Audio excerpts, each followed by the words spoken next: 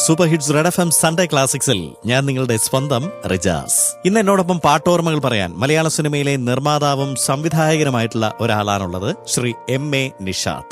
Nishad Sunday ക്ലാസിക്സിലേക്ക് സ്വാഗതം. നമസ്കാരം. ഞാൻ മനസ്സിലാക്കിയെടുത്തോളം താങ്കൾ വലിയൊരു സംഗീത പ്രേമിയാണ്. സംഗീതം എല്ലാത്തിനും ഒരു മരുന്നാണ്. എന്നെ സംബന്ധിച്ചിടത്തോളം സംഗീതം എനിക്ക് കിട്ടിയത് എന്റെ മാതാവിൽ നിന്നായിരിക്കാം. കാര്യം എന്റെ മദർ ഒരു നല്ല ഗായികയാണ്. ഞാൻ ആദ്യമായിട്ട് ചിലപ്പം താരാട്ട് പാട്ട് കേട്ടതും ഒക്കെ ഉമ്മ പാടിത്തന്ന പോലെ. അതുപോലെ തന്നെ എന്റെ മദറിന്റെ ഒരു ബ്രദർ ഉണ്ടായിരുന്നു, കൂടി മരിച്ചുപോയി. അദ്ദേഹത്തിന്റെ പാട്ടുകൾ എന്നെ ഒരുപാട് സ്വാധീനിച്ചിട്ടുണ്ട്. ദേവലോക രഥവുമായി എന്നൊരു പാട്ടുണ്ടായിരുന്നു. ആ പാട്ട് ആയിരുന്നു അദ്ദേഹം ഏറ്റവും കൂടുതൽ എന്നെ പാടി ഉറക്കിയിരുന്നത് എന്നിങ്ങനെ പറഞ്ഞിട്ടുണ്ട്. എനിക്കും പിന്നീട് അത് തോന്നിയിട്ടുണ്ട്. തീർച്ചയായിട്ടും വീട്ടില് റേഡിയോ ഒരു പ്രധാന ഘടകമായിരുന്നല്ലോ. ഉറപ്പായിട്ടും എന്റെ അമ്മാവൻ അൻസാരി മരിച്ചുപോയ അദ്ദേഹത്തിന്റെ കയ്യിൽ ഒരു പോക്കറ്റ് റേഡിയോ ഉണ്ടായിരുന്നു. പിന്നീട് ഫാദർ വീട്ടില് റേഡിയോ. അന്ന് ഇപ്പം ഞാൻ പറയുന്നത് 70s കാര്യമാണ്. ഈ സംഗീതത്തിനോടൊരു അടുപ്പവും കുറച്ച് സംഗീതം അഭ്യസിക്കാനുള്ളൊരു ഭാഗ്യവും ഒക്കെ എനിക്കുണ്ട്. കുട്ടിക്കാലത്ത് പാട്ട് പഠിച്ചിട്ടുണ്ടല്ലേ? പാട്ട് പഠിച്ചിട്ടുണ്ട്, ഹാർമോണിയം വായിക്കും. പക്ഷെ ഞാനൊരു വലിയ ഗായകനാണെന്നൊന്നും ഞാൻ അവകാശപ്പെടുന്നില്ല, അത് ശരിയുമല്ല. ഒരു മൂളിപ്പാട്ടൊക്കെ പാടി പോകുന്ന ഒരാൾ. അപ്പൊ സ്കൂളിലൊക്കെ പാട്ട് പാടി സമ്മാനമൊക്കെ മേടിച്ചിട്ടുണ്ടാവുമല്ലോ? എനിക്ക് 10 വയസ്സുള്ളപ്പോൾ ഞാൻ സ്കൂളിൽ പാടിയിട്ടുണ്ട്. പാടിയിട്ട് എനിക്ക് സമ്മാനങ്ങളൊക്കെ കിട്ടിയിട്ടുണ്ട്. അത് വേറെ ആരും നല്ല ഗായകരില്ലാത്തതുകൊണ്ടായിരിക്കാം.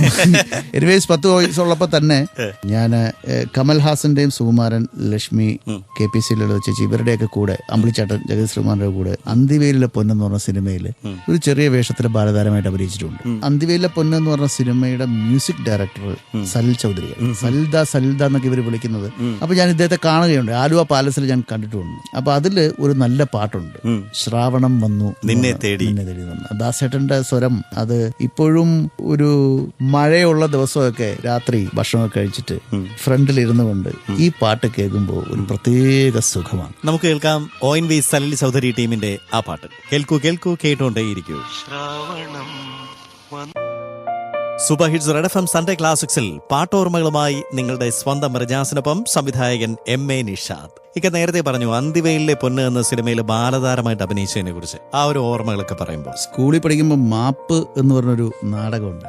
ആ നാടകത്തിൽ ഞാനൊരു നിഷേധിയായ പയ്യന്റെ വേഷമാണ് ചെയ്തത്. എത്രാം ക്ലാസ് പഠിക്കുമ്പോഴേ? 5th തോന്നുന്നു. കുട്ടിക്കാലത്തും നിഷേധിയായിരുന്നോ ജീവിതത്തിലും? ഇന്നും എന്നാണ് എല്ലാരും പറയുന്നത്. ശരി, സത്യം കാണുമ്പോൾ അങ്ങ് പറയും. അത് ഒരു നിഷേധത്തിന്റെ ഒരു ചായ എല്ലാവർക്കും തോന്നും. നമുക്ക് നമ്മുടെ ശീലങ്ങൾ മാറ്റാൻ പറ്റും. നമുക്ക് ബേസിക് ആയിട്ടൊരു സ്വഭാവമുണ്ട്, അത് മാറ്റാൻ വലിയ ബുദ്ധിമുട്ടാണ്. അപ്പൊ അന്ന് ഈ സിനിമയുടെ ഷൂട്ടിംഗ് ആലുവയിലായിരുന്നു. എന്റെ ഫാദർ അവിടെ ആലുവ DYSP ആയിട്ട് വർക്ക് ചെയ്യായിരുന്നു. എന്റെ സംവിധായകൻ ആർട്ട് ഡയറക്ടർ രാധാകൃഷ്ണൻ സാറ്.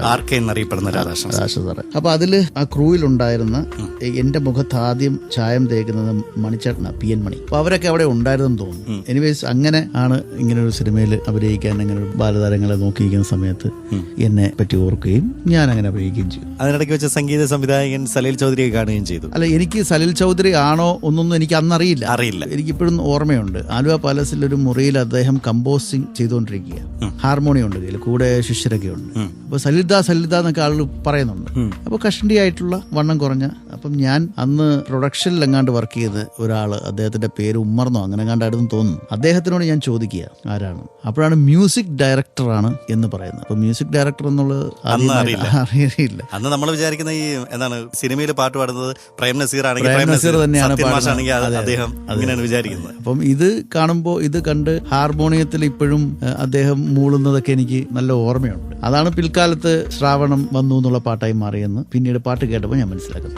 പിന്നീട് പാട്ടുകൾ കേൾക്കുന്നതോടൊപ്പം തന്നെ അതിന്റെ പിന്നണിയിൽ പ്രവർത്തിച്ചവരെ നമ്മൾ ശ്രദ്ധിക്കാൻ തുടങ്ങി. അങ്ങനെ ആദ്യം ശ്രദ്ധിച്ച ഒരാളാരാണ്? ദാസേട്ടന്റെ സ്വരം. അതാദ്യം അതാണ് ഉള്ളത് പറയണമല്ലോ. പിന്നെയാണ് ഈ മ്യൂസിക് ഡയറക്ടർ എന്നൊക്കെ പറയുമ്പോൾ ദേവരായ മാഷിന്റെ പാട്ടുകളിൽ നിന്ന് ഒരു പാട്ടാണ് നമുക്ക് ഫേവറേറ്റ് എന്ന് പറയാൻ പറ്റത്തില്ല. കാര്യം എല്ലാ പാട്ടുകളും നല്ലതാണ്. നേരത്തെ സംസാരിച്ച കൂട്ടത്തിൽ പറഞ്ഞു ദേവലോക രഥവുമായി തെന്നലെ എന്നുള്ള പാട്ട്. ദേവരാജൻ മാസ്റ്ററിന്റെ ഓർമ്മകൾക്ക് മുന്നിൽ നമുക്ക് ആ പാട്ട് തന്നെ ഒന്ന് കേട്ടാലോ? ദേവരായ മാസ്റ്ററുടെ ഓർമ്മകൾ മാത്രമല്ല, എനിക്ക് അന്ന് പാട്ട് പാടിയ എന്റെ മരിച്ചുപോയ എന്റെ മാമായ അൻസരിയമ്മയുടെ ഓർമ്മ.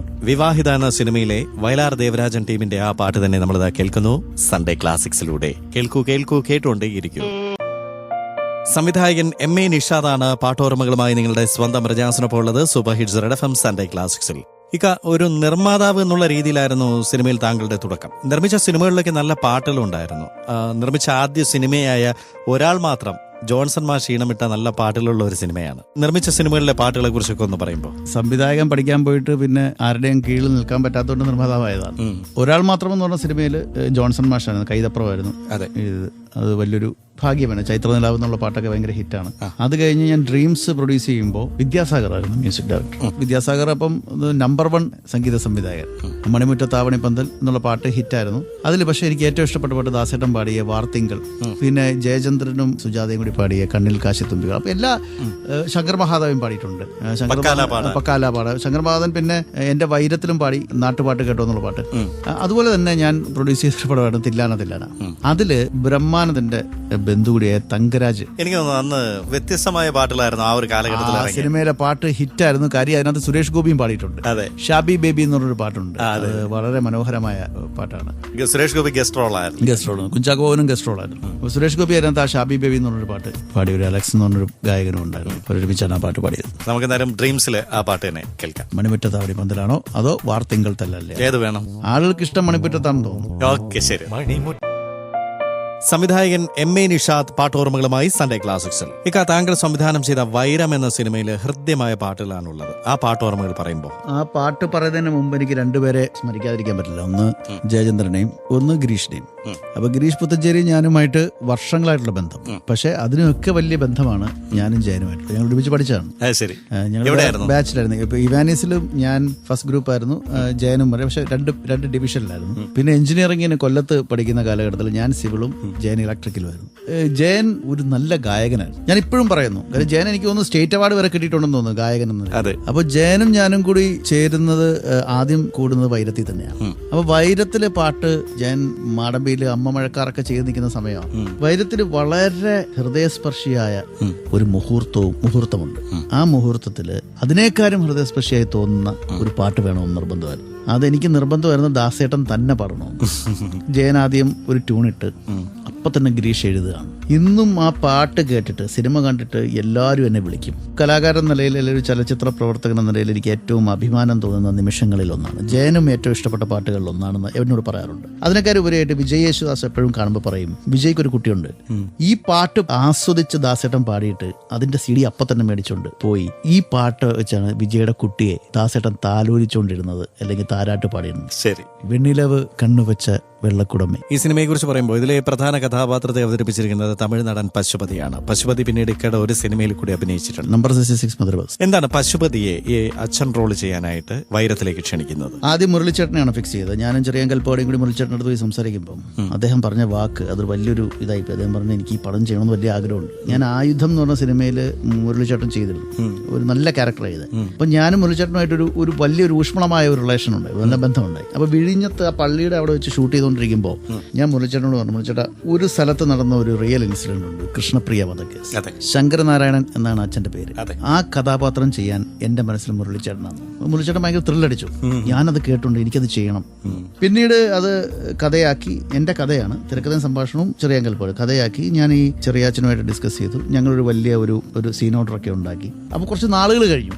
മുരളിച്ചേട്ടനെ കാണാൻ പോയപ്പോൾ അദ്ദേഹം പറഞ്ഞു, ആദവൻ എന്ന് പറഞ്ഞ ഒരു തമിഴ് പടത്തിൽ കണ്ട് ഷൂട്ടിങ്ങിന്റെ ലൊക്കേഷൻ ഇങ്ങനെ മാറി മാറി പോവാണ്, ഓഗസ്റ്റ് കഴിയാതെ നടക്കില്ല എന്ന് പറഞ്ഞു. അപ്പൊ എന്നെ സംബന്ധിച്ചിടത്തോളം പ്രൊഡ്യൂസർ പെട്ടെന്ന് ചെയ്യണമെന്നുള്ളൂ. അപ്പൊ ഞാൻ പറഞ്ഞു, മുരളിച്ചേട്ടൻ ഓഗസ്റ്റ് വരെ എനിക്ക് വെയിറ്റ് ചെയ്യാൻ പറ്റുന്നത്, എങ്കിൽ നമുക്ക് അടുത്ത പടത്തെ സഹകരിക്കാമെന്ന് പറഞ്ഞു. പക്ഷെ ഓഗസ്റ്റിന് ശേഷം മുരളിച്ചേട്ടൻ ഇവിടെ ഇല്ലല്ലോ, പോയി, നമ്മളെ വിട്ടു പോയല്ലോ. ഞാൻ അന്ന് മദ്രാസിൽ വേറെന്തോ ആവശ്യത്തിന് പോയപ്പം ABM-ല് വെയിൽ എന്ന് പറഞ്ഞൊരു സിനിമ, സത്യം പറഞ്ഞാൽ അന്ന് സിനിമയ്ക്ക് പോകാനൊരു പരിപാടി പ്ലാനേ ഇല്ല, ചുമ്മാ ഒരു പണിയില്ലാത്തതുകൊണ്ട് ഞാൻ ആ വെയിൽ കാണാൻ വേണ്ടി കയറി. അത് കയറി കഴിഞ്ഞപ്പം ആ സിനിമയിലെ കഥാപാത്രവും പശുപതിയുടെ ക്യാരക്ടറും എന്റെ കൂടെ പോകുന്നു. അപ്പൊ ഈ പശുപതി എന്ന് പറഞ്ഞ വ്യക്തിയെ ഞാൻ താമസിക്കുന്ന ചെന്നൈ ഗ്രീൻ പാർക്ക് ഹോട്ടലിൽ മിക്കവാറും കാണാറുണ്ട്. അപ്പൊ അവിടുത്തെ മാനേജർ GM കൃഷ്ണകുമാറുണ്ട്. അദ്ദേഹത്തിനോട് ഞാൻ പറഞ്ഞു, എനിക്ക് ഇദ്ദേഹത്തെ ഒന്ന് കാണാനൊരു അവസരം കിട്ടണമെന്ന്. പിറ്റേന്ന് തന്നെ അപ്പോയിന്റ്മെന്റ് കിട്ടുന്നു. പശുപതി ഒരു ബൈക്കിൽ വരികയാണ്, താരജാടകളൊന്നും ഇല്ലാതെ. അദ്ദേഹത്തിന്റെ അടുത്ത് ഞാൻ കഥ പറയുന്നു. 10 മിനിറ്റ് കൊണ്ട് അദ്ദേഹം എനിക്ക് ഡേറ്റ് തരികയാണ്. അങ്ങനെ പശുപതി ഇതിനകത്ത് വന്നു. നമുക്ക് എന്തായാലും വൈരത്തിലെ പാട്ട് തന്നെ കേൾക്കാം സൺഡേ ക്ലാസിക്സിലൂടെ. കേൾക്കൂ കേൾക്കൂ കേട്ടുകൊണ്ടേയിരിക്കൂ. നിർമ്മാതാവും സംവിധായകനുമായ MA നിഷാദ് പാട്ടോർമ്മകളുമായി സൺഡേ ക്ലാസിക്സിൽ നിങ്ങളുടെ സ്വന്തം റിജാസിനൊപ്പം. താങ്കൾ ബാലതാരമായിട്ട് അന്തിവെയിലെ പൊന്ന് എന്ന് പറയുന്ന സിനിമയിൽ കുട്ടിക്കാലത്ത് അഭിനയിച്ചു. എന്ന് മുതലാണ് താങ്കൾക്ക് സീരിയസ് ആയിട്ട് ഒരു സിനിമാ പ്രവർത്തകനാകണം എന്നുള്ള ഒരു ആഗ്രഹം തോന്നി തുടങ്ങിയത്? എനിക്ക് എന്നും സിനിമയോട് ഭയങ്കര പാഷനേറ്റ് ആയിരുന്നു. ഇപ്പൊ പത്മനാഭൻ സാറിന്റെ പടം, ഭരതേട്ടന്റെ പടം, ശശിയേട്ടന്റെ പടം, ഒരു വേഴ്സറ്റൈൽ ഡയറക്ടർ. എനിക്ക് ഗുരുക്കന്മാരില്ല. ഒരുപക്ഷെ IV ശശിയുടെ പടങ്ങൾ എന്നെ ഒരുപാട് സ്വാധീനിച്ചിട്ടുണ്ടാവും. എന്റെ സിനിമകൾ കാണുമ്പോൾ അറിയാം, ഫ്രെയിമിൽ ഒരുപാട് ആളുകളുണ്ടാവും. ഇതൊക്കെ ഞാൻ ഒരു ഏകലവ്യനെ പോലെ എന്നൊക്കെ വേണമെങ്കിൽ പറയാം. ശശിയേട്ടനെ ഞാനൊരു മനസാല ഗുരുവായിട്ട്, പിന്നെ ഭരതേട്ടന്റെയും പത്മനാഭൻ സാറിന്റെയും മോഹൻ സാറിന്റെയും KG ജോർജ് സാറിന്റെ ഒക്കെ പടങ്ങൾ ഇപ്പൊ മലയാള സിനിമയിലെ ഏറ്റവും വലിയൊരു ടെക്സ്റ്റ് ബുക്ക് എന്ന് പറയാൻ പറ്റുന്ന യവനികയാണ്. എത്ര പ്രാവശ്യം കണ്ടാലും നമുക്ക് മതിയാവില്ല. അപ്പൊ ഞാൻ എന്നെ സംബന്ധിച്ചിടത്തോളം ഡയറക്ടേഴ്സിനോടായിരുന്നു എനിക്ക് ഒരു ബഹുമാനവും ആദരവും ഒക്കെ. അത് സംവിധായകനാകണം എന്ന് വളരെയേറെ ആഗ്രഹിച്ചു. പക്ഷേ വഴിതെറ്റി നിർമ്മാതാവായി. ഇപ്പോൾ പടങ്ങൾ പ്രൊഡ്യൂസ് ചെയ്തു. ആ പ്രൊഡ്യൂസ് ചെയ്ത് സംവിധാനം പഠിക്കാനായിരുന്നു. പിന്നെ ഞാൻ ആദ്യമായിട്ട് ഞാൻ സംവിധായകനാകുന്നതിൽ ഏറ്റവും കൂടുതൽ എനിക്ക് കടപ്പാടുള്ള 2 വ്യക്തികൾ. ഒരാൾ MG രാധാകൃഷ്ണനാണ്. പിന്നെ എന്നെ ഒരുപാട് സഹായിച്ച ബാബു ജനാർദ്ദൻ, സ്ക്രിപ്റ്റ് റൈറ്റർ. പക്ഷെ ആ പടത്തിൽ ഇതുവരെ ഞങ്ങൾ തമ്മിൽ ഒരു പടം ചെയ്തിട്ടില്ല. പക്ഷെ ഞങ്ങള് അടുത്ത സുഹൃത്തുക്കളാണ്, ഞാനും ബാബു. പക്ഷെ MG രാധാകൃഷ്ണൻ ചേട്ടൻ കാരണമാണ് ഞാനൊരു സംവിധായകനാവുന്നത്. പൃഥ്വിരാജാണ് ഈ പടത്തിലെ ഹീറോ. പകൽ അതൊരു കർഷക ആത്മഹത്യയെ പറ്റിയ ഒരു സിനിമയായിരുന്നു. ഒരു പതിവ് ചാലിൽ നിന്ന് വ്യത്യസ്തമായി ഉള്ള ഒരു സിനിമയായിരുന്നു. ഓഫ് ബീറ്റ് ഫിലിമായിരുന്നു. കൊമേഴ്ഷ്യൽ ഇൻഗ്രീഡിയൻസ് കുറവായിരുന്നു. പക്ഷെ അതിന് പാട്ടിന് വലിയ സ്ഥാനമുള്ള 2 സിറ്റുവേഷൻ ഉണ്ടായിരുന്നു. അങ്ങനെ രാധാകൃഷ്ണൻ ചേട്ടനാണ് പിന്നെ എന്നെ സിനിമയിലെ സംവിധായകനാക്കുന്നത്. ആദ്യം ആ സിനിമ നിർമ്മിക്കുവാനുള്ള ഉദ്ദേശമായിരുന്നു? ഇല്ല. നിർമ്മാണം ബിജുവും സന്തോഷും എന്റെ 2 സുഹൃത്തുക്കൾ അവരാ ചെയ്തത്. MG രാധാകൃഷ്ണൻ സാറ് പിന്നെ എന്തുകൊണ്ടാണ് സിനിമ സംവിധാനം ചെയ്യാൻ പറഞ്ഞത്? ഞാൻ ഈ കഥ പോയി രാധാകൃഷ്ണൻ ചേട്ടനോട് പറയുകയാണ്. അദ്ദേഹവുമായിട്ടുള്ള എങ്ങനെയായിരുന്നു? സദസ് എന്ന് പറഞ്ഞ ഒരു സംഘടനയിൽ അദ്ദേഹം പ്രസിഡന്റും ഞാൻ ജനറൽ സെക്രട്ടറിയാണ്. അങ്ങനെ ഞാൻ അദ്ദേഹത്തിന്റെ അടുത്ത് പോയി. പിന്നെ രാജാകൃഷ്ണൻ എന്റെ അടുത്ത സുഹൃത്താണ്. എന്റെ സിനിമകളിലെ ഓഡിയോഗ്രാഫി മുഴുവൻ ചെയ്യുന്ന രാജാകൃഷ്ണനാണ്. അങ്ങനെ ഫസ്റ്റ് ഫിലിം MG രാധാകൃഷ്ണൻ ചേട്ടന്റെ അടുത്ത് ഞാൻ ഈ കഥ പറഞ്ഞ സിറ്റുവേഷൻ പറയുമ്പോൾ, ഗിരീഷാണ് ഓഫ് കോഴ്സ് എഴുതുന്ന, ഗിരീഷ് പുത്തഞ്ചേരിയാണ്. അദ്ദേഹം വളരെ മനോഹരമായ ഒരു ഗാനം ചിട്ടപ്പെടുത്തി. വേണുഗോപാലാണ് പാടിയത്. വളരെ ഡിഫറെന്റ് ആയിട്ടുള്ള ഒരു സ്വരത്തിന്റെ ഉടമയാണ് വേണുചേട്ടൻ. അപ്പം വളരെ നന്നായി ചിട്ടപ്പെടുത്തുകയും പൃഥ്വിരാജിനെ ഭയങ്കരമായിട്ട് ഇഷ്ടപ്പെടുകയും ആ പാട്ട് ഏറെ നാള് പല സുഹൃത്തുക്കളുടെയും മൊബൈൽ ഫോണിൽ റിംഗ് ടോൺ ആയിട്ട് കിടന്നു. എന്തിത്ര വൈകി നീ സന്ധ്യയെ. സൺഡേ ക്ലാസിക്സിലൂടെ നമുക്ക് ഈ പാട്ട് കേൾക്കാം. കേൾക്കൂ കേട്ടുകൊണ്ടേയിരിക്കൂ. സൺഡേ ക്ലാസിക്സിൽ നിങ്ങളുടെ സ്വന്തം റിജാസിനൊപ്പം പാട്ടോർമ്മകൾ പറഞ്ഞുകൊണ്ട് നിർമ്മാതാവും സംവിധായകനുമായ MA നിഷാദ്. നേരത്തെ പറഞ്ഞു സിനിമയിൽ താങ്കൾക്ക് ഏറെ ആദരവ് തോന്നുന്നത് സംവിധായകരോടാണെന്ന്. അതായത് സിനിമ എന്നാൽ സംവിധായകന്റെ സിനിമ എന്നുള്ള രീതിയിലാണ് താങ്കൾ കാണുന്നത്. അപ്പോൾ പാട്ടുകളുടെ കാര്യം വരുമ്പോൾ തീർച്ചയായിട്ടും സംഗീത സംവിധായകരോട് ആ ഒരു ഇഷ്ടം കുറച്ച് കൂടുതലുണ്ടാവും അല്ലെ? സംഗീത സംവിധായകർ അവരാണ് ഇതിന്റെ ക്രിയേറ്റേഴ്സ്. പിന്നെ ലിറിസിസ്റ്റും ഉണ്ടാവും. ഗായകർ ടൂൾസ് മാത്രമാണ്. നല്ലൊരു ഗിറ്റാർ പോലെ, നല്ലൊരു തബല പോലെ, നല്ല വോക്കലുള്ള ഒരാൾ. പിന്നെ ഇതൊക്കെയാണെങ്കിലും ചില പാട്ടുകളിൽ നമ്മുടെ മാത്രമായ ദാസേട്ടൻ ഇവരുടെയൊക്കെ മേളി വരും. ഈ ചില സിനിമകൾ കാണുമ്പോൾ മമ്മൂട്ടിയും മോഹൻലാലും അഭിനയിക്കുമ്പോൾ അവിടെ ചിലപ്പോൾ സംവിധായകനെ മറന്നുപോകും. എന്ന് പറഞ്ഞ സംവിധായകനല്ല ആള് എന്നല്ല ഞാൻ പറയുന്നത്. അത് പെർഫോമൻസ് ബേസ് ചെയ്ത്. പക്ഷെ ഇതൊക്കെ ഉണ്ടാവണമെന്നുണ്ടെങ്കിൽ ഒരു ക്രിയേറ്റർ വേണം. ആ സംഗീതം ആദ്യം വരുന്നത് സംഗീത സംവിധായകന്റെ മനസ്സിലാണ്. അയാൾ ചിട്ടപ്പെടുത്തിയ ഗാനത്തിനനുസരിച്ച്, ഗാനരചയിതാവ് എഴുതുന്ന വരികൾക്കനുസരിച്ച് ആണ് ഈ വോക്കല് പോകുന്നത്, സ്വരങ്ങൾ കൊടുക്കുന്നത്. അപ്പൊ സ്വാഭാവികമായിട്ടും എനിക്ക് ഓരോ പാട്ടിനും ഓഫ് കോഴ്സ് ഗായകരോട് താല്പര്യമുണ്ട്, സ്നേഹമുണ്ട്. പക്ഷെ അതിന്റെ പിറകിലെ പിന്നണിയിൽ നിൽക്കുന്ന സംഗീത സംവിധായകനോടാണ് എനിക്കൊരു ആദരവ്. ഇക്കാട് സിനിമയിലെ പാട്ടുകളിലെ കമ്പോസിംഗ് സമയത്ത് പൂർണ്ണമായിട്ടും കൂടെ ഇരിക്കാറുണ്ടോ? നിർദ്ദേശങ്ങൾ പൂർണ്ണമായിട്ടും ഇരിക്കാറുണ്ട്. കാര്യം എനിക്ക് എന്നെ ആദ്യം ഇഷ്ടപ്പെടുത്തണം, എന്നെ വിസ്മയിപ്പിക്കണം, എന്നെ സന്തോഷിപ്പിക്കണം, എന്നാലേ ഞാൻ ആ പാട്ട് സമ്മതിക്കും. താങ്കൾ ഏറെ ഇഷ്ടപ്പെട്ട ഒരു പാട്ട് നമുക്കിനി ഏത് കേൾക്കാം? എന്റെ സിനിമയിലല്ലാതെ പ്രണയത്തിന് വളരെ മനോഹരമായിട്ട് ഒരു യുവ സംഗീത സംവിധായകൻ ചെയ്തിട്ടുണ്ട്. ഒന്നാമത് എനിക്ക് മെലഡിയോട് ഭയങ്കര ഇഷ്ടമാണ്. മെലോഡിയസ് ആയിട്ടുള്ള ആ പാട്ട് നമ്മളൊരു വേറെ തലത്തിലേക്ക് കൊണ്ടുപോകും.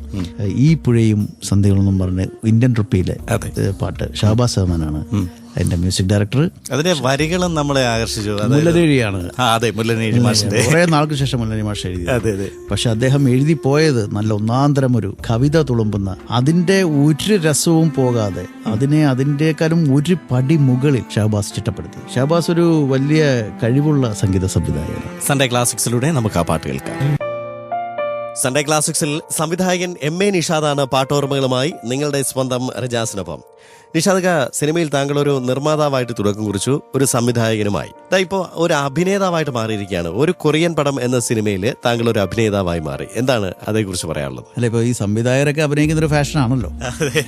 അല്ല, എന്നെ സംബന്ധിച്ചിടത്തോളം ഈ അഭിനയം ഒരു പ്രൊഫഷനായിട്ടോ അല്ലെങ്കിൽ അത് ഒരു വലിയ താല്പര്യമൊന്നും എനിക്ക് തോന്നിയിട്ടില്ല. പക്ഷേ ഒരു നല്ല സംവിധായകന് നല്ല നടനാവാൻ കഴിയും. എന്നെ അഭിനയിക്കണമെന്ന് നിർബന്ധിച്ചത് സുയിത്തസ് നായരാണ്. ഞങ്ങള് സംവിധായകർക്ക് ഒരു ക്രിക്കറ്റ് ടീമുണ്ട്, ഡയറക്ടേഴ്സ് 11. അതിലെ ക്യാപ്റ്റനാണ് ഞാൻ, ദീപനാണ് അതിന്റെ വൈസ് ക്യാപ്റ്റൻ. ഒരുപാട് സംവിധായകരുണ്ട്, സോഹൻ സിൻലാല്, രഞ്ജിത് ശങ്കർ, സജി സുരേന്ദ്രൻ, അങ്ങനെ ഒത്തിരി സംവിധായകരുണ്ട്. അതിൽ ഒരാളാണ് സുജിത്ത് നായർ. അപ്പൊ സുജിത്തിന്റെ പുതിയ പടം, അതിന്റെ ഒരു തീം വളരെ ഡിഫറെന്റ് ആയിട്ട് തോന്നി. അപ്പൊ ഞാൻ ടീമിന്റെ ഒരു പ്രസ് കോൺഫറൻസ് കൺവേ ചെയ്തിട്ട് ഇറങ്ങുമ്പോഴത്തേക്കിന് സുജിത്ത് വന്നിട്ട് പറഞ്ഞു, എനിക്കൊരു കാര്യം പറയാനുണ്ട്, എന്റെ അടുത്ത പടത്തിൽ അഭിനയിക്കണം.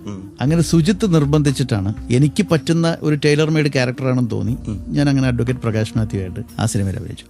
അപ്പൊ ആ സിനിമയിൽ സജി അഭിനയിച്ചിട്ടുണ്ടായിരുന്നു, സജി സുരേന്ദ്രനായിരുന്നു. അപ്പൊ എന്റെ ഡബ്ബിങ് കഴിഞ്ഞപ്പോൾ എന്റെ ക്യാരക്ടർ കണ്ട് സജി എന്നെ വിളിച്ചിട്ടുണ്ട്, എന്റെ സിനിമയിൽ ഒരു കുഞ്ഞു സീനുണ്ട്, നിഷാദൊക്കെ ചെയ്യണമെന്ന് പറഞ്ഞു. അങ്ങനെ ഞാൻ അതിനകത്തൊരു കമ്മീഷണറായിട്ട് അഭിനയിച്ചു, ഷീ ടാക്സിയിൽ. അതിപ്പം മെയിൽ റിലീസ് ചെയ്യുമെന്ന് തോന്നുന്നു. അത് കഴിഞ്ഞപ്പോൾ ഡോക്ടർ ബിജു എന്നെ വിളിച്ചു. അപ്പൊ ഡോക്ടർ ബിജുവിന്റെ സിനിമകൾ എപ്പോഴും ശ്രദ്ധിക്കപ്പെടുന്നതാണ് അന്താരാഷ്ട്ര തലങ്ങളിൽ. ഡോക്ടർ ബിജു എടുക്കുന്ന വിഷയങ്ങൾ, ഒരു കാലത്ത് ഞാനും ഈ കർഷകാത്മഹത്യയും അതുപോലെയുള്ള സോഷ്യലി കമ്മിറ്റഡ്, അപ്പം ഒരേ ഐഡിയോളജി മാച്ച് ചെയ്യുന്ന. അപ്പം ബിജുവിന്റെ സിനിമയിൽ ഒരു വലിയ റോളൊന്നുമല്ല, പക്ഷെ വളരെ പൈവറ്റൽ ആയിട്ടുള്ള റോളാണ്. എൻഡോസൾഫാനെതിരായിട്ടുള്ള ഒരു സിനിമയാണ്, വലിയ ചിറകുള്ള പക്ഷികൾ. കുഞ്ചാക്കോ ബോബനാണ് അതിന്റെ മെയിൻ കഥാപാത്രം. അപ്പൊ അതില് വലിയൊരു എക്സ്പീരിയൻസ് ആയിരുന്നു എന്നെ സംബന്ധിച്ചിടത്തോളം. സുപ്രീം കോടതി ലോയർ ആയിട്ടാണ്, ഫുൾ ഇംഗ്ലീഷ് ഡയലോഗ്സ് ആണ്, സിങ്ക് സൗണ്ട് ആണ്, അത് സ്പോട്ട് ഡബിങ് ആണ്. ഞാൻ പിന്നെ വേറെ ഒന്നും നോക്കിയില്ല, എനിക്ക് കിട്ടിയൊരു വലിയ ഭാഗ്യമായിട്ട് ഞാൻ കരുതുന്നു. സുരാജ് വെഞ്ഞാറമൂടിന് പോലും നാഷണൽ അവാർഡ് മേടിച്ചു കൊടുത്ത ആളാണ്. അപ്പൊ ഞാൻ ഈ സ്പോട്ട് ഡബ് ചെയ്തിട്ടുള്ളവർ 2-3 സുഹൃത്തുക്കളെ അല്ലെങ്കിൽ അതിനകത്ത് അതിന്റെ പിന്നണിയിൽ പ്രവർത്തിക്കുന്നവരെ എനിക്ക് പരിചയമുണ്ട്. അവരുടെ അടുത്ത് ചോദിച്ച് മനസ്സിലാക്കി എങ്ങനെ വേണം, എങ്ങനെയാണ് ഡയലോഗ് റെൻഡർ ചെയ്യുന്നത്. ദൈവാനുഗ്രഹം കൊണ്ട് ഒരു ടേക്കിൽ തന്നെ അത് ശരിയായി. പിന്നെ ബിജു ഭയങ്കര ഹാപ്പിയായി. അപ്പൊ അദ്ദേഹത്തിന്റെ അടുത്ത് പറഞ്ഞു, ഇനി എന്റെ സിനിമകളിൽ ഒരു നിറ സാന്നിധ്യമായിരിക്കും. അപ്പൊ അതൊക്കെ ഒരു സംവിധായകൻ അങ്ങനെ ഒരു സന്തോഷം തോന്നുമ്പോൾ നമ്മൾ ചെയ്ത ഒരു കാര്യത്തിൽ വലിയ റിസൾട്ട് ഉണ്ടാവുന്നു എന്നുള്ളതാണ്. ഇനിയിപ്പോ അഭിനയത്തില് കൂടുതൽ ശ്രദ്ധ കൊടുക്കാനാണോ താല്പര്യം? ഇല്ല, അഭിനയം ഇടവേളകളിൽ മാത്രം. എന്നെ സംബന്ധിച്ചിടത്തോളം ഡയറക്ഷൻ തന്നെയാണ്, എന്നിലെ ഡയറക്ടറെയാണ് എനിക്കിഷ്ടം. പാളിച്ചകൾ ഉണ്ടായിട്ടുണ്ട്, ഇല്ലെന്ന് പറയുന്നില്ല. പക്ഷെ എങ്കിലും ഞാൻ പറയാൻ ആഗ്രഹിക്കുന്ന കാര്യങ്ങൾ ജനങ്ങളുടെ മുന്നിലെത്തിക്കാൻ ഈ മാധ്യമത്തിൽ എനിക്ക് ഏറ്റവും ഇഷ്ടം സംവിധാനം തന്നെയാണ്. ഇനി നമുക്ക് ആരുടെ പാട്ട് കേൾക്കാം? എനിക്ക് ഏറ്റവും ഇഷ്ടപ്പെട്ട സംഗീത സംവിധായകൻ രവീന്ദ്ര മാഷാണ്. ഒരു വലിയ വൈകാരികമായ ഒരു അടുപ്പമുണ്ട്. കാര്യം എന്റെ നാട്ടില് പുനലൂരിനടുത്ത് കുളത്തുപുഴയിലാണ് അദ്ദേഹത്തിന്റെ ജന്മസ്ഥലം. ഞാൻ അദ്ദേഹത്തിന്റെ സ്മൃതി മണ്ഡപം ഇതുവരെ ശരിയായിട്ടില്ല, അതിനുവേണ്ടി ഞങ്ങൾ ഇറങ്ങുകയാണ്. ഞങ്ങൾ കുറച്ച് ചെറുപ്പക്കാരും പിന്നെ കലാകാരന്മാരുടെ ഒരു കൂട്ടായ്മ സംഘടിപ്പിച്ചുകൊണ്ട് ഞങ്ങൾ മുന്നോട്ട് പോവാണ്. രവീന്ദ്ര മാഷിന്റെ പാട്ട് ഇഷ്ടപ്പെടാത്തവര് ആരാ ഉള്ളത്? ദാസേട്ടന്റെ സ്വരം അല്ലെങ്കിൽ തൊണ്ട, അതിനെ ഏറ്റവും മനോഹരമായി ഉപയോഗിച്ചിരിക്കുന്നത് മാഷാണ്. 7 സ്വരങ്ങൾ ആണോ നല്ലതെന്ന് ചോദിച്ചാൽ തേനും വയമ്പിലെ പാട്ടുകൾ പറയേണ്ടി വരും. തേനും വയമ്പിന്റെ പാട്ട് പറയുമ്പം പ്രമദവരം, 6-ാം തമ്പുരാനിലെ പാട്ടുകൾ, അങ്ങനെ ഏത് പാട്ടുകൾ. ദാസേട്ടനാണ് ഏറ്റവും കൂടുതൽ പാടിയിരിക്കുന്നത്. ജയചന്ദ്രൻ പാടിയിട്ടുണ്ട്. ജയചന്ദ്രൻ പാടിയ ഒരു പാട്ട് എല്ലാവരും തലകുലയ്ക്ക് സമ്മതിക്കുന്ന ഒരു പാട്ട് ഈ അടുത്ത കാലത്ത് മിഴി രണ്ടിലും എന്ന് പറഞ്ഞ സിനിമയിൽ ആലിലെ താലിയുമായി ഒരു പാട്ട്, അതൊരു ബ്യൂട്ടിഫുൾ സോങ്. ആ പാട്ട് തന്നെ നമുക്ക് കേൾക്കാം. Super hits red FM Sunday ക്ലാസിക്സിലൂടെ. കേൾക്കൂ കേൾക്കൂ കേട്ടുകൊണ്ടേയിരിക്കൂ. പാട്ടോർമ്മകളുമായി നിങ്ങളുടെ സ്വന്തം റിജാസിനൊപ്പം ഇന്ന് സൺഡേ ക്ലാസിക്സിൽ സംവിധായകൻ എം.എ. നിഷാദ്. പൂങ്കാറ്റ് ഉൻ പേർ സൊല്ല്, ഇളയരാജയുടെ പാട്ടാണത്. എനിക്ക് വളരെ ഇഷ്ടമുള്ള ഒരു പാട്ടാണ്. ഈ പാട്ട് എത്ര കേട്ടാലും മതിയാവില്ല. ഇളയരാജയുടെ വലിയൊരു ആരാധകനാണോ? അതെ, എന്ത് മനോഹരമായിട്ടാണ് അദ്ദേഹം ഓരോ പാട്ടുകൾ ചിട്ടപ്പെടുത്തിയിരിക്കുന്നത്. മഴ വരുത് എന്ന് പറഞ്ഞ ഇളയനില എന്നുള്ള പാട്ട്, പൂവേ സെമ്പൂവേ എന്നുള്ള പാട്ട്, വാ വെണ്ണില്ല എന്ന് പറഞ്ഞ പാട്ട്. നമ്മുടെ കേരളത്തിലെ രവീന്ദ്ര മാഷിന്റെ കാര്യം പറഞ്ഞ പോലെ ഒരു ഇളയരാജ സംഗീതം. എന്തായാലും ഇപ്പോഴും മലയാള സിനിമയിൽ നല്ല നല്ല പാട്ടുകൾ ഇറങ്ങുന്നുണ്ട്. പ്രതിഭാധനരായ ഒരു കൂട്ടം സംഗീത സംവിധായകർ ഇപ്പോഴും നമുക്കുണ്ട്. അവരെ കുറിച്ചൊക്കെ ഒന്ന് പറയുമ്പോൾ ഒരുപാട് പേരുണ്ട്. ഇപ്പം ജയചന്ദ്രൻ എന്റെ കൂടെ പഠിച്ചതാണ്. അതെ, ഗോപി സുന്ദർ മിടുക്കനാണ്, ബിജി പാൽ, ഷഹബാസ് അഹമ്മദ്, അങ്ങനെ ഒത്തിരി, ഷാൻ റഹ്മാൻ, അങ്ങനെ ഒരുപാട് പേരുണ്ട്. പുതിയ സംഗീത സംവിധായകരിലൊക്കെ ഒരുപാട് പ്രതീക്ഷകളുണ്ട്. നല്ല സംഗീതം അവര് ജനങ്ങൾ ജനങ്ങളുടെ മുമ്പിൽ കാഴ്ചവെക്കുന്നുണ്ട്. കോംപ്രമൈസ് ചെയ്യാതെയും അവർ ചെയ്യുന്നുണ്ട്. പക്ഷെ ഇതൊക്കെ ആണെങ്കിലും ഇപ്പോൾ ഒരു ജനറേഷൻ മാറി. ഞാൻ ഓൾഡ് ജനറേഷൻ ഒന്നുമല്ല, ഞാൻ ഇപ്പോഴും ന്യൂ ജനറേഷനിൽ തന്നെ നിൽക്കുന്ന ആളാണ്. അപ്പൊ എന്നെ സംബന്ധിച്ചിടത്തോളം എന്റെ മനസ്സിനെ മതിക്കുകയും എനിക്കൊന്ന് തുള്ളാൻ തോന്നുകയും ചെയ്യുന്ന പാട്ടുകൾ നല്ല പാട്ടുകളാണെന്ന് വിശ്വസിക്കുന്ന ആളാണ് ഞാൻ. സ്വാഭാവികമായിട്ടും എന്താണ് സംഗീതം കൊണ്ട് ലക്ഷ്യമിടുന്നത്? ആസ്വാദനം. അപ്പം കേൾവിക്കാരന് അത് ആസ്വദിക്കാൻ കഴിയുമെങ്കിൽ അത് ഏത് പാട്ടാണെങ്കിലും ആ പാട്ട് നല്ലത് തന്നെയാണെന്നാണ് എന്റെ വിശ്വാസം. എന്നാലും നിഷാദ് താങ്കളുടെ പ്രിയപ്പെട്ട സംഗീത സംവിധായകരിൽ ഒരാളായ ഇളയരാജ സാറിന്റെ ഒരു പാട്ട് തന്നെ നമുക്ക് കേൾക്കാം. സൊല്ലത്തുടിക്കുന്ന മനസ്സ് എന്ന തമിഴ് സിനിമയ്ക്ക് വേണ്ടി അദ്ദേഹം ഈണമിട്ട പൂവേ സെമ്പൂവേ എന്നുള്ള പാട്ട്. സൺഡേ ക്ലാസിക്സ് കേൾക്കൂ കേൾക്കൂ കേട്ടുകൊണ്ടേയിരിക്കൂ. സൺഡേ ക്ലാസിക്സിൽ നിങ്ങളുടെ സ്വന്തം റിജാസിനൊപ്പം പാട്ടോർമ്മകളുമായി സംവിധായകൻ MA നിഷാദ്. താങ്കൾക്ക് പ്രിയപ്പെട്ട ഒത്തിരി സംഗീത സംവിധായകരുണ്ട്. അവരിൽ ചിലരെ കുറിച്ച് മാത്രമേ നമ്മളിപ്പോ ഇതിലൂടെ പറഞ്ഞിട്ടുള്ളൂ. ഒരുപാട് പേരെ കുറിച്ച് ഇനിയും പറയാനുണ്ട് അല്ലെ? ഞാൻ നേരത്തെ സൂചിപ്പിച്ചല്ലോ, ഗായകരെക്കാരും കൂടുതൽ ഗായകരെപ്പോഴും ടൂൾസ് തന്നെയാണ്. അതിൽ ഞാൻ ഉറച്ചു നിൽക്കുന്നു. സംഗീത സംവിധായകർ ഒരുപാട് പേരുണ്ട്. രാഘവൻ മാഷിന്റെ പാട്ടുകൾ, ശ്യാമസുന്ദര പുഷ്പമേ, പ്രണയത്തിലെ ഒരു വിരഹവേദന ശരിക്കും അദ്ദേഹം ചെയ്തൊരു പാട്ടാണത്. അത് ജനങ്ങളിലേക്ക് എത്തിച്ച ഒരു പാട്ടാണ്. അതെ. NB ശ്രീനിവാസന്റെ ഒരു പാട്ടുണ്ട്, ചൈത്രം ചാലിച്ചു എന്നുള്ള പാട്ട്. ഒരു നല്ലൊരു മ്യൂസിക് ഡയറക്ടറാണ്. ജോൺസൺ മാഷ്. ഞാൻ ഒരിക്കലും ജോൺസൺ മാഷിനെ മറക്കാൻ പാടില്ല. കാര്യം ഞാൻ ആദ്യം നിർമ്മിക്കുന്ന ഒരാൾ മാത്രം എന്ന് പറഞ്ഞ സിനിമയിലെ സംഗീത സംവിധായകൻ ജോൺസൺ മാഷായിരുന്നു.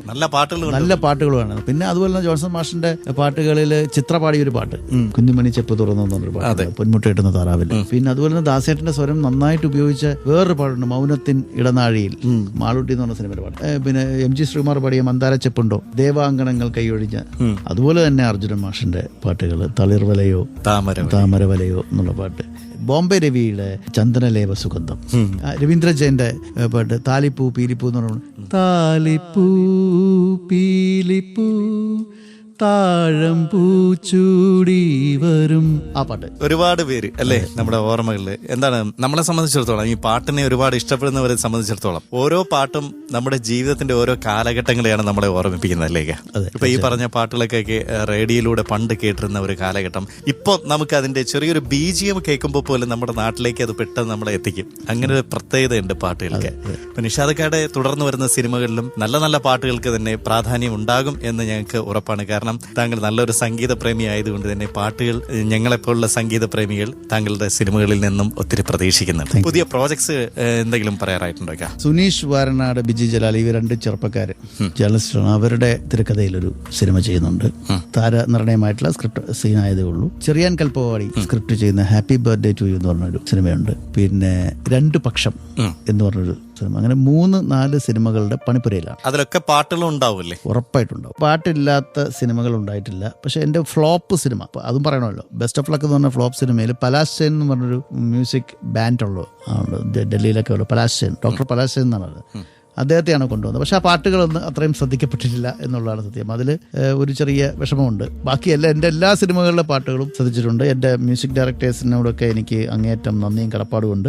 പകലിലാണെങ്കിൽ MG രാധാകൃഷ്ണൻ, നഗരത്തിലാണെങ്കിൽ മോഹൻ സിത്താര നല്ലൊരു മ്യൂസിക് ഡയറക്ടറാണ്. ആയുധത്തിലെ 2 മ്യൂസിക് ഡയറക്ടേഴ്സാണ്, അൽഫോൺസും ബിജി ബാലും. 2 പാട്ട്. അൽഫോൺസ് ഒരു അറബിക് സോങ് ചെയ്തു, ബിജി ബാല് ഒരു മാപ്പിളപ്പാട്ടും ചെയ്തു. വൈരത്തില് MG ഇന്ദ്രൻ, നമ്പർ 66 ഭദ്രബസിലും ജയചന്ദ്രൻ തന്നെയാണ് പാടിയത്. എന്തായാലും ഇക്കയുടെ ചലച്ചിത്ര ജീവിതത്തിന് എല്ലാവിധ ആശംസകളും അറിയിക്കുന്നു. ഒപ്പം ഞങ്ങളുടെ സ്റ്റുഡിയോയിൽ വന്നിരുന്ന സൺഡേ ക്ലാസിക്സിൽ പങ്കെടുത്ത് ഈ പാട്ടോർമ്മകളൊക്കെ പറഞ്ഞതിൽ ഒത്തിരി സന്തോഷം. Thank you very much. Thank you.